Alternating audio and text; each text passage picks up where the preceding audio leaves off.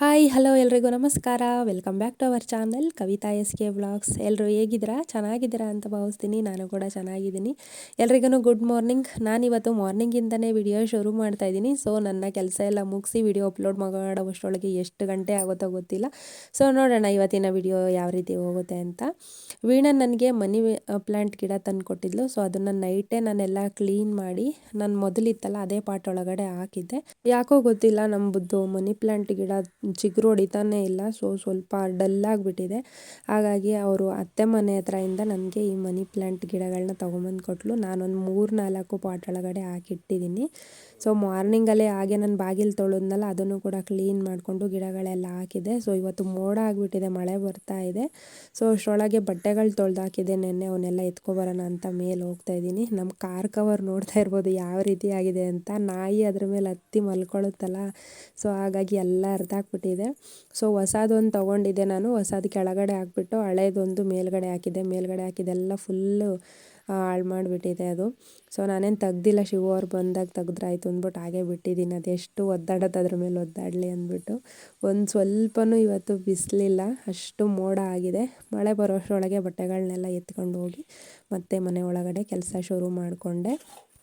ಮೊನ್ನೆ ನಾನು ಶಿವು ಅವ್ರದ್ದು ವಿಡಿಯೋ ಹಾಕಿದಾಗ ಎಲ್ಲರೂ ತುಂಬ ಇಷ್ಟಪಟ್ಟು ವಿಡಿಯೋ ನೋಡಿದ್ದೀರಾ. ಸೊ ನೀವೂ ಕೂಡ ನನ್ನ ಥರನೇ ಮಿಸ್ ಮಾಡ್ಕೋತಾ ಇದ್ದೀರಾ, ಅಣ್ಣ ಯಾವಾಗ ಬರ್ತಾರೆ ಅಂತ ಕೇಳ್ತಾ ಇದ್ರಿ. ಸೊ ಅವರೇನೋ ಬರಲಿಕ್ಕೆ ರೆಡಿ ಇದ್ದಾರೆ, ನಾನೇ ಬೇಡ ಅಂತ ಹೇಳ್ತಿದ್ದೀನಿ. ಯಾಕಂದರೆ ಸದ್ಯದಲ್ಲಿ ಯಾವುದೇ ರೀತಿಯ ಹಬ್ಬಗಳಿಲ್ಲ, ಏನೂ ಇಲ್ಲ. ಇವಾಗ ಬಂದ್ರೂ ಕೂಡ ಹಬ್ಬಗಳ ಟೈಮಲ್ಲಿ ನಾನು ಒಬ್ಬಳೇ ಆಗಿ ಹೋಗ್ಬಿಡ್ತೀನಿ. ಆವಾಗ ಎಲ್ಲರೂ ಜೊತೆಲಿ ಹಬ್ಬ ಮಾಡ್ತಿರ್ತಾರೆ, ನಾನು ಒಬ್ಬಂಟಿಯಾಗಿ ಹಬ್ಬಗಳು ಮಾಡಬೇಕಾಗುತ್ತೆ. ಸೊ ಹಾಗಾಗಿ ಯಾವುದಾದ್ರೂ ಒಂದು ಹಬ್ಬಗಳಿಗೆ ಬಂದರೆ ನನಗೂ ಒಂದು ಜೊತೆ ಸಿಕ್ದಂಗೆ ಆಗುತ್ತೆ, ಒಬ್ಬಂಟಿಯಾಗಿದ್ದೀನಿ ಅನ್ನೋದನ್ನು ಕೂಡ ತಪ್ಪುತ್ತೆ. ಸೊ ಅದಕ್ಕೋಸ್ಕರ ಈ ಜನವರಿಲಿ ಬರೋದೇ ಬೇಡ ಅಂತ ಹೇಳಿದ್ದೀನಿ. ಸ್ಟಾರ್ಟಿಂಗಲ್ಲೇ ಬಂದುಬಿಟ್ರೆ ಇನ್ನು 1 ಇಯರ್ ಪೂರ ಅವರಿಗೆ ರಜೆಗಳು ಸಿಗೋದು ತುಂಬ ಕಷ್ಟ ಆಗುತ್ತೆ. ಸೊ ಹಾಗಾಗಿ ನನಗೆ ಇವಾಗಲೇ ಸ್ವಲ್ಪ ಹೇಗಿದ್ರೂ ಇದ್ದೀನಿ 4 ತಿಂಗಳಿಂದ. ಕೆಲವೊಂದೊಂದು ಸಲ ತುಂಬ ಬೇಜಾರಾಗಿಬಿಡುತ್ತೆ, ಅಳ್ತಾ ಇರ್ತೀನಲ್ಲ, ಅವಾಗ ಬರ್ತೀನಿ ಬಿಡು ಅಂತ ಹೇಳಿದ್ರು ಅವರು, ಈ ಮಂತ್ ಲಾಸ್ಟಲ್ಲೆಲ್ಲ ಬರ್ತೀನಿ ಅಂತ. ಸೊ ನನಗೇ ಯಾಕೋನೋ ಅನ್ನಿಸ್ತು, ಮಾರ್ಚ್ ಮತ್ತು ಏಪ್ರಿಲಲ್ಲೆಲ್ಲ ಹಬ್ಬಗಳು ಬರ್ತಾ ಇರುತ್ತೆ. ಸೊ ಆ ಟೈಮಲ್ಲಿ ನಾನು ಒಬ್ಬಳೇ ಆಗಿಬಿಡ್ತೀನಿ, ಮತ್ತು ಅವರಿಗೆ ರಜಾ ಸಿಗಲ್ಲ. ಸೊ ಇವಾಗ ಬಂದರೆ ಸುಮ್ಮನೆ ವೇಸ್ಟ್ ಆಗುತ್ತೆ, ನಾನು ಹೇಗಿದ್ರೂ ಒಂಟಿಯಾಗೇ ಇರಬೇಕಾಗುತ್ತೆ ಅಂದ್ಬಿಟ್ಟು ಅದಕ್ಕೆ ಇವಾಗ ಬೇಡ, ಇನ್ನೂ 1 ತಿಂಗಳು ಲೇಟಾಗಿ ಬನ್ನಿ ಅಂತ ಹೇಳಿದೆ. ಇವಾಗ ಈ ಸಲ ನಾನು ಫುಲ್ಲು ಸ್ಟ್ರಾಂಗ್ ಆಗಿಬಿಟ್ಟಿದ್ದೀನಿ, ಗಟ್ಟಿಗಿತ್ತಿ ಆಗಿದ್ದೀನಿ ನಾನು ಇವಾಗ. ಅಳು ಬರುತ್ತೆ, ತುಂಬ ಅಳ್ತೀನಿ. ಅದು ಅಲ್ಲದೆ ಮೊನ್ನೆ ಬೇರೆ ಎಕ್ಸ್ಪೈರಿ ಆಗಿರೋ ಟ್ಯಾಬ್ಲೆಟ್ ತಿಂದುಬಿಟ್ಟಿದ್ನಲ್ಲ, ಸ್ವಲ್ಪ ಸುಸ್ತಾಗ್ಬಿಟ್ಟಿತ್ತು. ಅದಕ್ಕೇನು ಅವರು ತುಂಬ ಬೇಜಾರಾಗಿದ್ದರು. ಇಲ್ಲ ಬರ್ತೀನಿ, ನೋಡೋಣ, ನನಗೂ ನೋಡೋಂಗಾಗಿದೆ, ಏನಾಗುತ್ತೋ ನೋಡೋಣ ಮುಂದೆ. ಸೊ ಹಬ್ಬಗಳವರೆಗೂ ಏನು ನಾನು ವೆಯ್ಟ್ ಮಾಡಲ್ಲ ಅಂತಂದರೆ ನಾನು ಬೇಡ ಅಂತ ಹೇಳಿದ್ದೀನಿ. ನೋಡೋಣ ಏನಾಗುತ್ತೋ ಗೊತ್ತಿಲ್ಲ. ಸೊ ನೋಡಬೇಕು, ಬಂದರೆ ಈ ಮಂತಲ್ಲಿ ಬರ್ತಾರೆ, ಇಲ್ಲ ಅಂತಂದರೆ ಇನ್ನು ಮಾರ್ಚ್ ಅಥವಾ ಏಪ್ರಿಲಲ್ಲಿ ಬರೋ ಪ್ಲ್ಯಾನಿಂಗಲ್ಲಿದೆ. ಸೊ ಅವಾಗ ಬಂದ್ರೇ ಓಕೆ ಅಂದ್ಕೊತೀನಿ. ಯಾಕಂದರೆ ಮಾರ್ಚು 8ಕ್ಕೆ ಶಿವರಾತ್ರಿ ಇದೆ, ಏಪ್ರಿಲ್ 9ಕ್ಕೆ ಯುಗಾದಿ ಇದೆ. 2 ಹಬ್ಬಕ್ಕೂ ಇಲ್ದಂಗೆ ಆಗಿಬಿಡುತ್ತೆ ಇವಾಗ ಮಧ್ಯದಲ್ಲಿ ಬಂದರೆ. ಇವಾಗ ಬಂದರೆ ಒಂದು ಸಂಕ್ರಾಂತಿ ಸಿಗುತ್ತೆ. ಸೊ ಸಂಕ್ರಾಂತಿಗೂ ಅವ್ರು ಬರಲ್ಲ, ಎಂಡಿಂಗು ಅಂದರೆ ಸಂಕ್ರಾಂತಿನೂ ಕೂಡ ಮುಗ್ದೋಗ್ಬಿಟ್ಟಿರುತ್ತೆ. ಸೊ ಅದಕ್ಕೋಸ್ಕರ ಬೇಡ ಅಂತ ಇದ್ದೀನಿ. ನೋಡೋಣ ಏನಾಗುತ್ತೋ ಗೊತ್ತಿಲ್ಲ. ಇನ್ನೊಂದು ಸ್ವಲ್ಪ ದಿನ ಅವ್ರು ಬರೆದು ಹೋಗಿಬಿಟ್ರೆ ಮರ್ತೇ ಬಿಡ್ತೀನಿ ನಾನು, ಅಷ್ಟು ಒಂಟಿತನ ಕಾಡ್ತಾಯಿದೆ ನಂಗೆ ನಿಜವಾಗ್ಲೂ. ಒಬ್ಬಳೇ ಇದ್ದು ಇನ್ನೇನು ಸ್ವಲ್ಪ ದಿನದಲ್ಲಿ ಅಡ್ಜಸ್ಟ್ ಆಗಿಬಿಡ್ತೀನಿ. ಫೋನಲ್ಲಿ ಮಾತಾಡೋದು ಒಂದು ಬಿಟ್ಬಿಟ್ರೆ ನಿಜವಾಗ್ಲೂ ಅಡ್ಜಸ್ಟ್ ಆಗಿಬಿಡ್ತೀನಿ. ಒಂಟಿಯಾಗಿದ್ದು ಇಷ್ಟೇ ನನ್ನ ಲೈಫು ಅನ್ನೋ ಥರ ನಾನು ಫಿಕ್ಸ್ ಆಗಿಬಿಡ್ತೀನಿ. ಸೊ ಅದಕ್ಕೋಸ್ಕರ ಬರ್ತೀನಿ ಅಂತಿದ್ದಾರೆ ಅವರು. ನೋಡೋಣ ಏನಾಗುತ್ತೋ ಗೊತ್ತಿಲ್ಲ. ಸೊ ಬಂದ್ರೂ ಖುಷಿನೇ, ಬಟ್ ಹಬ್ಬಗಳಿಗಿರಲ್ವಲ್ಲ ಅಂತ ಸ್ವಲ್ಪ ಬೇಜಾರಷ್ಟೇ. ಪಾತ್ರೆಗಳು ಕೂಡ ತೊಳೆದಾಯ್ತು. ಸೊ ಎಲ್ಲ ಪಾತ್ರೆಗಳನ್ನೂ ಒಟ್ಟಿಗೆ ಹಾಕೊಂಡ್ಬಿಡ್ತೀನಿ ನಾನು. ಸಿಂಕಲ್ಲಿ ಸಾಂಬಾರು ಮಾಡಿರೋದು, ಪಲ್ಯ ಮಾಡಿರೋದು ಏನಾದರೂ ಇರುತ್ತಲ್ಲ, ಎಲ್ಲದನ್ನೂ ಒಂದು ಚಿಕ್ಕ ಪಾತ್ರೆಗಳಿಗೆಲ್ಲ ಎತ್ತಿಟ್ಕೊಬಿಟ್ಟು ಒಂದು ಸಲ ತೊಳೆದಿಟ್ಕೊಬಿಡ್ತೀನಿ. ಪದೇ ತೊಳ್ಕೊಂಡು ಯಾರು ಕೂರ್ತಾರೆ ಅಂದ್ಬಿಟ್ಟು. ಬ್ರೇಕ್ಫಾಸ್ಟ್ ಮಾಡಲಿಕ್ಕೂ ಮೊದಲು ಫಸ್ಟು ಗ್ಯಾಸ್ನೆಲ್ಲ ಒಂದು ಸಲ ನೀಟಾಗಿ ಕ್ಲೀನ್ ಮಾಡ್ಕೊಬಿಡ್ತೀನಿ. ಗ್ಯಾಸ್ ಒರೆಸ್ದಲೇ ನಾನು ಯಾವುದೇ ಕಾರಣಕ್ಕೂ ಕಾಫಿನೂ ಕೂಡ ಇಡಲ್ಲ. ಏನೋ ಗೊತ್ತಿಲ್ಲ, ಅದು ಅಭ್ಯಾಸ ಆಗೋಗ್ಬಿಟ್ಟಿದ್ದೆ. ಅನಿವಾರ್ಯ, ಯಾವಾಗಲಾದ್ರೂ ಅನಿವಾರ್ಯ ಅನಿಸುತ್ತೆ ನಾನು ಗ್ಯಾಸ್ ಒರೆಸ್ದಲೇ ಕಾಫಿ ಟೀ ಮಾಡೋದು ಮಾರ್ನಿಂಗ್ ಟೈಮಲ್ಲಿ. ಅದೂ ಇದ್ದಂತೆ ಆದರೆ ನಾನು ಗ್ಯಾಸ್ ಎಲ್ಲ ಒರೆಸಿ ಕ್ಲೀನ್ ಮಾಡಿನೇ ಗ್ಯಾಸ್ ಆನ್ ಮಾಡ್ಕೋತೀನಿ. ಸ್ವಲ್ಪ ಹಾಲೆಲ್ಲ ಎತ್ತಿಟ್ಕೊಂಡು ನೆಕ್ಸ್ಟು ಇವಾಗ ಗ್ಯಾಸ್ನೂ ಕೂಡ ಒರೆಸಿದಾಯ್ತು. ಇದು 2ನೇ ಸಲ ಒರೆಸ್ಕೊತಾ ಇದ್ದೀನಿ ಗ್ಯಾಸು. ನೆಕ್ಸ್ಟ್ ಇನ್ನು ಬ್ರೇಕ್ಫಾಸ್ಟ್ ಆದಮೇಲೆ ಒಂದು ಸಲ ಕ್ಲೀನ್ ಮಾಡಿಕೊಂಡ್ರೆ ಇನ್ನು ನೈಟು ಅಡುಗೆ ಏನಾದರೂ ಮಾಡೋದಿದ್ರೆ ಮಾಡಿ ಆಮೇಲೆ ಒಂದು ಸಲ ಕ್ಲೀನ್ ಮಾಡ್ಕೊತೀನಿ. ಸೊ ಇವತ್ತು ತಿಂಡಿಗೆ ನಾನು ದೋಸೆ ಮಾಡ್ಕೊಳ್ಳೋಣ ಅಂತ ದೋಸೆ ಸರಿ ಮಾಡಿಕೊಂಡು ಇಟ್ಕೊಂಡಿದ್ದೀನಿ. ಚೆನ್ನಾಗಿ ಉಬ್ಬಿ ಬಂದಿದೆ. ಸೊ ನೋಡೋಣ ದೋಸೆ ಹೇಗೆ ಬರುತ್ತಾ ಗೊತ್ತಿಲ್ಲ. ಸ್ವಲ್ಪ ಉದ್ದಿನಬೇಳೆ ಜಾಸ್ತಿ ಆಗಿದೆ ಇವತ್ತು. ದೋಸೆ ಗಟ್ಟಿ ಬರುತ್ತೆ ಅಂತ ಅಂದ್ಕೊಂಡಿದ್ದೀನಿ, ಆದರೆ ಸರಿ ಉಬ್ಬಿರೋದು ನೋಡಿ ದೋಸೆ ಯಾವ ರೀತಿ ಬರುತ್ತೋ ಗೊತ್ತಿಲ್ಲ. ಫಸ್ಟು ಫ್ರೆಶ್ ಅಪ್ ಆಗಿ ದೇವ್ರ ಪೂಜೆ ಮಾಡ್ಕೊಂಬಿಟ್ರೆ, ಸೋಮವಾರ ಬೇರೆ ಅಲ್ವಾ, ದೇವ್ರ ಪೂಜೆ ಮಾಡಿ ಮುಗಿಸ್ಬಿಟ್ರೆ ಆಮೇಲೆ ನನಗೆ ತಿಂಡಿ ಎಲ್ಲ ಮಾಡಿಕೊಂಡು ಕೆಲಸ ಮಾಡಲಿಕ್ಕೆ ಸರಿಯಾಗುತ್ತೆ ಅಂದ್ಬಿಟ್ಟು ದೇವ್ರ ಪೂಜೆ ಎಲ್ಲ ಮಾಡಿಕೊಂಡೆ ಇವಾಗ ತಿಂಡಿಗೆ ರೆಡಿ ಮಾಡ್ಕೊತಾ ಇದ್ದೀನಿ. ಬೀಟ್ರೋಟ್ ಪಲ್ಯ ಮಾಡ್ಕೊಂಬಿಟ್ಟು ದೋಸೆ ಮಾಡ್ಕೊಳ್ಳೋಣ ಅಂತ ಫ್ರೆಶ್ಶು ಬೀಟ್ರೋಟು ತೊಗೊಂಡು ಬಂದಿದ್ದೆ ನಾನು ನಿನ್ನೆ. ಸೊ ತುಂಬ ಚೆನ್ನಾಗಿತ್ತು. ನನಗೆ ಈ ಥರದ್ದು ಬೀಟ್ರೋಟು ಅಲ್ಲಿ ಪಲ್ಯ ಮಾಡಲಿಕ್ಕೆ ತುಂಬ ಇಷ್ಟ. ನಾನು ಬೀಟ್ರೋಟ್ ಪಲ್ಯ ಮಾಡಿದ್ರೂ ಅಷ್ಟೇ ತುಂಬ ಎಲ್ಲ ಬೇಯಿಸ್ಲಿಕ್ಕೆ ಹೋಗಲ್ಲ, ಒಂದು ಮೀಡಿಯಮ್ ಆಗಿ ನಾನು ಬೇಯಿಸ್ಕೊತೀನಿ.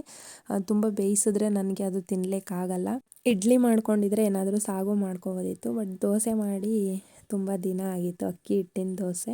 ಸೊ ಯಾವಾಗಲೂ ನಾನು ಗೋಧಿ ದೋಸೆ ಮಾಡ್ಕೊತಾ ಇರ್ತೀನಿ, ಅಕ್ಕಿ ಹಿಟ್ಟಿನ ದೋಸೆ ಮಾಡ್ಕೊಂಡಿರಲಿಲ್ಲ. ಸೊ ಇವತ್ತು ಮಾಡ್ಕೊಳ್ಳೋಣ ಅಂತ ಮಾಡ್ಕೊತಾ ಇದ್ದೀನಿ. ಸೊ ನಾನು ದೋಸೆ ತಿನ್ನೋ ಟೈಮಿಗೆ ಕರೆಕ್ಟಾಗಿ ಶಿವರು ಕಾಲ್ ಮಾಡಿದ್ರು. ನನಗೂ ತಿನ್ನೋಂಗಾಗಿದೆ ದೋಸೆ ಅಂದರೆ, ಇವಾಗೇನು ಕಲ್ಕತ್ತಾದಲ್ಲಲ್ವ ಇರೋದು, ಹೋಗಿ ಆರಾಮ್ಸೆ ಹೋಟೆಲಲ್ಲಿ ತಿನ್ಕೊಬನ್ನಿ ಅಂತ ಹೇಳಿದೆ ನಾನು. ಸೊ ಇಲ್ಲಿದ್ದ ತಕ್ಷಣವೇ ಆಚೆ ಹೋಗೋಕ್ಕಾಗುತ್ತಾ, ಬಿಡಲ್ಲ ಹಾಗೆಲ್ಲ ಅಂತಂದರು. ಆದ್ರೂ ಹೋಟೆಲಲ್ಲಿ ತಿನ್ನೋದಕ್ಕೂ ಮನೇಲಿ ತಿನ್ನೋದಕ್ಕೂ ತುಂಬ ವ್ಯತ್ಯಾಸ ಇದೆ. ಮನೆ ಊಟದ ರುಚಿನೇ ಬೇರೆ, ಹೋಟೆಲ್ ಊಟನೇ ಬೇರೆ. ಸೊ ಅವರೂ ಕೂಡ ತುಂಬ ಮಿಸ್ ಮಾಡ್ಕೋತಾ ಇದ್ದಾರೆ. ಬೀಟ್ರೋಟ್ ಎಲ್ಲ ತುರಿದು ಈರುಳ್ಳಿ ಎಲ್ಲ ಕಟ್ ಮಾಡಿ ಎತ್ತಿಟ್ಕೊಂಡಿದ್ದೀನಿ. ಇವಾಗ ಒಗ್ಗರಣೆಗೆ ರೆಡಿ ಮಾಡ್ಕೋತಾ ಇದ್ದೀನಿ. ನನಗೆ ಒಗ್ಗರಣೆಗೆ ಹಾಕಬೇಕಾದ್ರೆ ನೆನಪಾಗಿದ್ದು, ಒಂದು ಮೊನ್ನೆ ನಾನ್ ಸ್ಟಿಕ್ಕಿದೊಂದು ಬಾಣಲೆ ತೊಗೊಂಬಂದಿದ್ದೆ ನಾನು ರಿಲಯನ್ಸಲ್ಲಿ. ಸೊ ಅದೆಲ್ಲ ನಾನ್ ಸ್ಟಿಕ್ಕಿಂದು ಕೆಳಗಡೆ ಏನಿದೆ ಬ್ಲ್ಯಾಕ್ ಕಲರ್ದು ಅದೆಲ್ಲ ಮೇಲೆ ಬಂದುಬಿಟ್ಟಿದೆ. ನಾನು ಯಾವಾಗಾದರೂ ನೆಕ್ಸ್ಟ್ ಟೈಮ್ ತೋರಿಸ್ತೀನಿ. ಸೊ ಹಾಗಾಗಿ ನಾನು ಅದನ್ನು ಯೂಸ್ ಮಾಡೋದೇ ಬಿಟ್ಬಿಟ್ಟೆ. ಸೊ ಈಗ ನಾರ್ಮಲ್ಲು ಹಳೆಯ ಬಾಣಲೆಲೇ ಒಗ್ಗರಣೆಗೆ ಹಾಕೋತಾ ಇದ್ದೀನಿ. ತೊಗೊಂಬರ್ಬೇಕು ಒಂದೆರಡು ಚೆನ್ನಾಗಿರೋವು. ಸೊ ಬೇರೆವೆಲ್ಲ ಇದ್ದಾವೆ, ಬಟ್ ನನಗೆ ಡೈಲಿ ಯೂಸ್ಗೆ ಏನಕ್ಕೂ ಗೊತ್ತಿಲ್ಲ, ಈ ಪುಟ್ಟು ಬಾಣಲೆನೇ ಇಷ್ಟ. ಇದು ನಮ್ಮ ತಾಯಿ ಇದ್ದಾಗಿಂದನೂ ಇದೆ, ನನಗೇನೋ ಗೊತ್ತಿಲ್ಲ, ಅದರಲ್ಲೇ ಮಾಡಿದ್ರೇ ಖುಷಿ. ಒಂಥರ ಏನಾದರೂ ಸಣ್ಣ ಪುಟ್ಟದಿದ್ದರೆ ಇದರಲ್ಲೇ ಮಾಡ್ಕೋತೀನಿ. ಇನ್ನು ನಾನ್ ಸ್ಟಿಕ್ಕಿಂದೆಲ್ಲ ಇದೆ, ನಾನು ಕ್ಯಾಂಟೀನಲ್ಲೆಲ್ಲ ತೊಗೊಂಬಂದಿದ್ದು. ಸೊ ಅದರಲ್ಲೂ ಮಾಡೋಕ್ಕೆ ನಂಗೆ ಬೇಜಾರು. ಇದೊಂದು ನನಗೆ ಕಂಫರ್ಟಬಲ್ ಆಗಿ ಯಾವಾಗ್ಲೂ ಇಷ್ಟ ಆಗುತ್ತೆ. ಸೊ ಹಾಗಾಗಿ ಜಾಸ್ತಿ ನಾನು ಇದರಲ್ಲೇ ಮಾಡೋದು. ವಿಡಿಯೋಗೋಸ್ಕರ ನನಗೆ ಒಂಥರ ಆರ್ಟಿಫಿಷಿಯಲ್ ಆಗಿ ನಾವು ಇದೇ ರೀತಿ ಇದ್ದೀವಿ ಅನ್ನೋ ಥರ ನಂಗೆ ತೋರಿಸ್ಲಿಕ್ಕೆ ಇಷ್ಟ ಆಗಲ್ಲ. ನಾನು ಹೆಂಗಿದ್ದೀನಿ ಹಂಗೆ ತೋರಿಸ್ಲಿಕ್ಕೇ ಇಷ್ಟ, ಯಾರು ಹೇಗಾದ್ರೂ ಅಂದ್ಕೊಳ್ಳಿ. ವಿಡಿಯೋದಲ್ಲಿ ತೋರಿಸಿದ ತಕ್ಷಣವೇ ನಮ್ಮ ಲೈಫಲ್ಲಿ ಯಾವುದೂ ಬದಲಾವಣೆ ಆಗಲ್ಲ. ಪಲ್ಯ ಕೂಡ ರೆಡಿ ಆಯಿತು. ನಾನು ಇಷ್ಟೇ ಪಲ್ಯನ ಬೇಯಿಸ್ಕೊಳ್ಳೋದು. ತುಂಬ ಈರುಳ್ಳಿ ಆಗಿರ್ಬೋದು, ಟೊಮೊಟೊ ಆಗಿರ್ಬೋದು, ಮೆಣಸಿನ್ಕಾಯಿ ಯಾವುದನ್ನು ಅತಿಯಾಗಿ ನಾನು ಫ್ರೈ ಮಾಡಲಿಕ್ಕೂ ಹೋಗಲ್ಲ, ತುಂಬ ಬೇಯಿಸ್ಲಿಕ್ಕೂ ಹೋಗಲ್ಲ. ಒಂದು ಮೀಡಿಯಮ್ ಆಗಿ ಬೇಯಿಸ್ಕೊತೀನಿ. ಸೊ ಇದನ್ನು ಇವಾಗ ಆ ಕಡೆ ಒಂದು ಒಲೆಗೆ ಇಟ್ಬಿಟ್ಟು ಹೆಂಚನ್ನ ಈ ಕಡೆ ಇಟ್ಕೋತಾ ಇದ್ದೀನಿ. ಸೊ ಎರಡೂ ಕೂಡ ಒಟ್ಟಿಗೆ ಆಗಿಬಿಡುತ್ತಲ್ಲ. ಸೊ ಹಾಗಾಗಿ ಸ್ವಲ್ಪ ಹಂಚು ಬಿಸಿ ಆಗಿದೆ. ಇವಾಗ ಇದಕ್ಕೇ ನಾನು ಚೆನ್ನಾಗಿ ದೋಸೆ ಬರಬೇಕು. ನಾನು ಸಮ್ ಟೈಮಲ್ಲಿ ದೋಸೆಗಳೆಲ್ಲ ಕಿತ್ತೋಗ್ಬಿಡುತ್ತೆ ಸಡನ್ನಾಗಿ ಹಾಕಿದ್ರೆ. ನಾನು ಡೈರೆಕ್ಟಾಗಿ ಪ್ಯಾನಿಗೆ ಯಾವತ್ತೂ ಎಣ್ಣೆ ಹಚ್ಚಿಲ್ಲ. ಸೊ ಇವಾಗ ಒಂದು 2-3 ಸಲ ಹೋಳ್ಗೆನ ನಾನು ಇದರಲ್ಲೇ ಮಾಡೋದ್ನಲ್ಲ, ಹಾಗಾಗಿ ಅದು ಸ್ವಲ್ಪ ದೋಸೆಗಳು ಬರಲಿಕ್ಕೆ ಕಷ್ಟ ಆಗ್ತಾಯಿದೆ, ಅಂದರೆ ತೆಗಿವಾಗ ಎಲ್ಲ ಕಿತ್ತೋಗ್ಬಿಡುತ್ತೆ. ಸೊ ಹಾಗಾಗಿ ಸ್ವಲ್ಪ ಹಂಚನ್ನ ಚೆನ್ನಾಗಿ ಕಾಯಿಸ್ಬಿಟ್ಟು ಅದಕ್ಕೆ ಸ್ವಲ್ಪ ಎಣ್ಣೆ ಹಾಕಿ ಈರುಳ್ಳಿಲಿ ಚೆನ್ನಾಗಿ ಒಂದು ಸಲ ಉಜ್ಕೊಬಿಡ್ತೀನಿ. ಆಮೇಲೆ ದೋಸೆ ಪರ್ಫೆಕ್ಟಾಗಿ ಚೆನ್ನಾಗಿ ಬರುತ್ತೆ. ನೆಕ್ಸ್ಟು ಟೈಮು ನಾನು ಕಿಚನ್ ಟಿಪ್ಸಿಗೆ ಈ ಥರ ದೋಸೆ ಹಂಚುಗಳನ್ನ ಯಾವ ರೀತಿಯಾಗಿ ಕ್ಲೀನ್ ಮಾಡ್ಕೊಳ್ಳೋದು ಅನ್ನೋದು ಒಂದು ವಿಡಿಯೋ ಮಾಡಬೇಕಂತ ಅಂದ್ಕೊಂಡಿದ್ದೀನಿ. ಯಾಕಂದರೆ ಸೈಡಲ್ಲೆಲ್ಲ ನಾವು ಈ ರೀತಿಯಾಗಿ ಎಣ್ಣೆ ಹಚ್ಚಿದಾಗ ಸೈಡಲ್ಲೆಲ್ಲ ಎಣ್ಣೆ ಥರ ಒಂಥರ ಬ್ಲ್ಯಾಕ್ ಆಗಿರುತ್ತಲ್ಲ. ಸೊ ಅದನ್ನೆಲ್ಲ ಯಾವ ರೀತಿಯಾಗಿ ರಿಮೂವ್ ಮಾಡೋದು ಅನ್ನೋದು ಒಂದು ವಿಡಿಯೋದಲ್ಲಿ ಒಂದು ಟಿಪ್ಸ್ ಹೇಳೋಣ ಅಂತ ಅಂದ್ಕೊಂಡಿದ್ದೀನಿ. ಸೊ ಅದನ್ನು ಮಾಡ್ತೀನಿ ಆದಷ್ಟು ಬೇಗ. ಹಾಗೆ ನಾನು ದಿನ ರಾಗಿ ಮಾಲ್ಟ್ ಅಂತ ಹೇಳ್ತೀನಲ್ಲ, ಸೊ ಅದೇನು ನೀವು ರಾಗಿ ಗಂಜಿ ಕುಡಿತೀರಾ ಅಂತ ಕೇಳಿದ್ದೀರಾ? ಖಂಡಿತವಾಗ್ಲೂ ಅಲ್ಲ. ನಾನು ರಾಗಿ ಮಾಲ್ಟ್ದೇ ಒಂದು ವಿಡಿಯೋ ಮಾಡಿ ಹಾಕಿದ್ದೀನಿ. ಸೊ ಅದನ್ನು ಚೆಕ್ ಮಾಡಿ, ಇಲ್ಲಾಂದರೆ ನೆಕ್ಸ್ಟ್ ಯಾವಾಗಾದರೂ ನಾನು ರಾಗಿ ಮಾಲ್ಟ್ ಮಾಡ್ಕೋಬೇಕಾದ್ರೆ ತೋರಿಸ್ತೀನಿ. ಹಾಗೆ ಏರ್ ಫಾಲ್ಗೂ ಕೇಳಿದ್ರೆ, ಏರ್ ಫಾಲಿಂದೂ ಕೂಡ ನಾನು ಒಂದು ಹೋಮ್ ರೆಮಿಡಿ ತೋರಿಸಿದ್ದೀನಿ, ತುಂಬ ಹೋಮ್ ರೆಮಿಡೀಸ್ ತೋರಿಸಿದ್ದೀನಿ. ಸೊ ಒಂದು ಸಲ ಟ್ರೈ ಮಾಡಿ, ನಾನು ಓಲ್ಡ್ ವೀಡಿಯೋಸ್ನ ಚೆಕ್ ಮಾಡಿ. ಸೊ ನೋಡಿ, ಇವಾಗ ಆಯಿಲೆಲ್ಲ ಹಚ್ಚಿದ್ನಲ್ಲ ಈರುಳ್ಳಿ, ಎಷ್ಟು ಚೆನ್ನಾಗಿ ಬರ್ತಿದೆ ದೋಸೆ ಅಂತ. ನನ್ನ ಅನಿಸಿಕೆ ದೋಸೆ ಸ್ವಲ್ಪ ಗಟ್ಟಿ ಆಗ್ಬೋದು ಅಂತ ಅಂದ್ಕೊಂಡಿದ್ದೀನಿ. ನೋಡೋಣ, ಸ್ವಲ್ಪ ಅದು ಬೆಂದ ಮೇಲೆ ಗೊತ್ತಾಗುತ್ತೆ. ಉದ್ದಿನಬೇಳೆ ಜಾಸ್ತಿ ಹಾಕಿದೆ ನಾನು. ಆ್ಯಕ್ಚುಲಿ ನಾನು ಉದ್ದಿನಬೇಳೆ ತುಂಬ ಅಂದರೆ ತುಂಬ ಕಡಿಮೆ ಹಾಕ್ತೀನಿ ಇಡ್ಲಿ ದೋಸೆಗಳಿಗೆ. ಅನ್ನ ಹಾಕೋದು ಜಾಸ್ತಿ ನಾನು. ಅನ್ನ ಇಲ್ಲಾಂದರೆ ಅವಲಕ್ಕಿ ಹಾಕ್ತೀನಿ, ಯಾಕಂದರೆ ತುಂಬ ಸ್ಮೂತಾಗಿ ಚೆನ್ನಾಗಿ ಬರುತ್ತೆ ಅಂತ. ಅಷ್ಟು ಏನು ಗಟ್ಟಿಯಾಗಿ ಬಂದಿಲ್ಲ, ಒಂದು ಮೀಡಿಯಮ್ ಆಗಿ ಬಂದಿದೆ.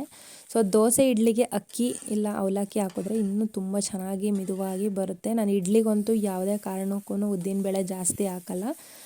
ರೈಸ್ ಮಾಡಿಬಿಟ್ಟು ಹಾಕ್ತೀನಿ, ಇಲ್ಲ ಅಂತಂದರೆ ಅವಲಕ್ಕಿನ ತೊಳೆದ್ಬಿಟ್ಟು ಹಾಕಿ ರುಬ್ಬಬೇಕಾದ್ರೆ ತೊಳೆದ್ಬಿಟ್ಟು ಹಾಕ್ಕೊಂಡು ರುಬ್ತೀನಿ. ಸೊ ಆವಾಗ ಇಡ್ಲಿ ಆಗಿರ್ಬೋದು ದೋಸೆ ಆಗಿರ್ಬೋದು ತುಂಬ ಮಿದುವಾಗಿ ಸ್ಮೂತಾಗಿ ಚೆನ್ನಾಗಿ ಬರುತ್ತೆ. ಸೊ ನೋಡ್ತಾ ಇರ್ಬೋದು ಎಷ್ಟು ಚೆನ್ನಾಗಿ ಪರ್ಫೆಕ್ಟಾಗಿ ಬಂದಿದೆ ಅಂತ. ಸೊ ನನ್ನ ಬ್ರೇಕ್ಫಾಸ್ಟ್ ಕೂಡ ರೆಡಿ ಆಯಿತು. ಸೊ ಒಂದು ಕಡೆ ಪ್ಲೇಟಿಗೆಲ್ಲ ಹಾಕ್ಬಿಟ್ಟು ಎತ್ತಿಟ್ಟು ಎಲ್ಲ ಕಿಚನೆಲ್ಲ ಕ್ಲೀನ್ ಮಾಡ್ಕೊತಾ ಇದ್ದೀನಿ. ವಿಡಿಯೋ ಮಾಡೋದಂತಂದರೆ ಒಂದು ರಾಶಿ ಕೆಲಸ ಬಂದುಬಿಡುತ್ತೆ. ನಾವು ಎಷ್ಟು ಕ್ಲೀನ್ ಮಾಡಿದ್ರು ಅಲ್ಲೊಂದು ಇಲ್ಲೊಂದು ಪಾತ್ರೆ ಎಲ್ಲ ಇಟ್ಟು ಎಲ್ಲ ವಿಡಿಯೋ ಮಾಡಿಕೊಂಡು ಮತ್ತೆ ಎಲ್ಲ ಕ್ಲೀನ್ ಮಾಡಿ ಆಮೇಲೆ ಬ್ರೇಕ್ಫಾಸ್ಟಿಗೆ ಹೋಗಬೇಕು. ಸೊ ಮತ್ತೆ ಇನ್ನೊಂದು ದೋಸೆ ಹಾಕಿಬಿಟ್ಬಿಟ್ರೆ ನಾನು ಇದೆಲ್ಲ ಕ್ಲೀನ್ ಮಾಡ್ಕೊಳ್ಳೋ ಅಷ್ಟೊತ್ತಿಗೆ ಅದನ್ನು ಕೂಡ ಬಿಸಿ ಆಗುತ್ತೆ. ಸೊ ಅಷ್ಟರೊಳಗೆ ನನ್ನ ಕೆಲಸ ಎಲ್ಲ ಮುಗಿಯುತ್ತೆ. ಸೊ ಇವತ್ತಿನ ನನ್ನ ಸಿಂಪಲ್ ರುಟೀನ್ ಇದಾಗಿತ್ತು. ಹೇಗಿತ್ತು ಇವತ್ತಿನ ನನ್ನ ಈ ಸಿಂಪಲ್ ದಿನಚರಿ ಅಂತ ನನಗೆ ಕಮೆಂಟ್ ಮಾಡಿ ತಿಳಿಸಿ. ಇವತ್ತಿನ ವಿಡಿಯೋ ನಿಮಗೇನಾದರೂ ಇಷ್ಟ ಆಗಿದರೆ ಒಂದು ಲೈಕ್ ಮಾಡಿ, ಹಾಗೂ ಚಾನಲ್ನ ಸಬ್ಸ್ಕ್ರೈಬ್ ಮಾಡೋದು ಮರಿಬೇಡಿ. ಮತ್ತೊಂದು ವಿಡಿಯೋ ಜೊತೆಲಿ ಸಿಗ್ತೀನಿ. ಅಲ್ಲಿವರೆಗೂ ಎಲ್ರಿಗೂ ನಮಸ್ಕಾರ. ಹೀಗೆ ಸಪೋರ್ಟ್ ಮಾಡ್ತಾಯಿರಿ. Thank you for watching my video. Love you all.